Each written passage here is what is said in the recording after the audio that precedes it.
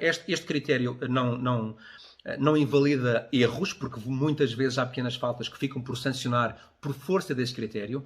Por vezes também pode ser perigoso, porque não interromper o jogo com frequência é muitas vezes permitir que ele possa descambar para entradas mais duras, porque os jogadores acumulam frustrações por não verem faltas sancionadas e vão atrás do prejuízo no sentido de ter a sua pequena vingança para tirar de esforço. Portanto, cabe a um bom árbitro a experiência e a competência de deixar jogar no limite sem permitir que o jogo se descontrole, porque aí tem que o travar. Ontem Manuel Mota esteve bem a esse nível.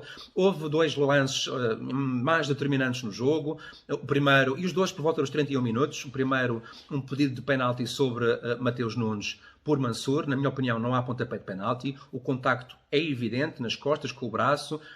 O jogador cai. Primeiro, o contacto foi muito tenue e durou muito pouco tempo. Segundo, não se percebe que esse contacto tenha de facto exercido pressão, ou seja, que o mero contacto tenha passado a carga ao exercer uma pressão que fosse visível. E terceiro, a forma de cair do Mateus Nunes também foi demasiado aparatosa para indiciar que tivesse sido causada por aquele contacto. Portanto, na minha opinião, sendo que é sempre uma questão de intensidade e obviamente de interpretação, este lance parece mais ou menos consensual e pacífico, não houve motivo para pontapé de penalti. Dizer também que neste tipo de lances, como já o disse várias vezes noutro tipo de jogos com outras equipas, não há intervenção do VAR. Não deve haver. Porquê? Porque sendo lances de interpretação, sendo lances de análise subjetiva, porque lá estão em causa as intensidades infernais que o jogo tantas vezes propiciona, sendo um lance deste género, o VAR jamais tem certeza que foi cometido um erro claro e óbvio em campo, seja ou não marcado pontapé de penalti. Portanto, em qualquer uma das decisões que o árbitro tome, o VAR não deve intervir, porque não há a garantia de ter havido, lá está, o tal erro evidente e óbvio. Quando o faz erradamente. Portanto, ontem fez muito bem o VideoArt em abster-se dessa intervenção, fez muito bem Manuel Mota em não marcar pontapé de penalti nesse lance. Na sequência, Nuno Santos choca com o adversário na área, ele vem em corrida para o interior da área, tem o adversário parado a ganhar posição, ao contacto efetivo, na minha opinião, sem pontapé de penalti, portanto, mais uma boa decisão. A bola depois voa para a outra área, tudo no mesmo lance. Há um jogador do Santa Clara também, penso que Tiago Santana, que cai, fica meio a esboçar um pedido de penalti que não existiu, até porque ele também estava em posição de fora de jogo.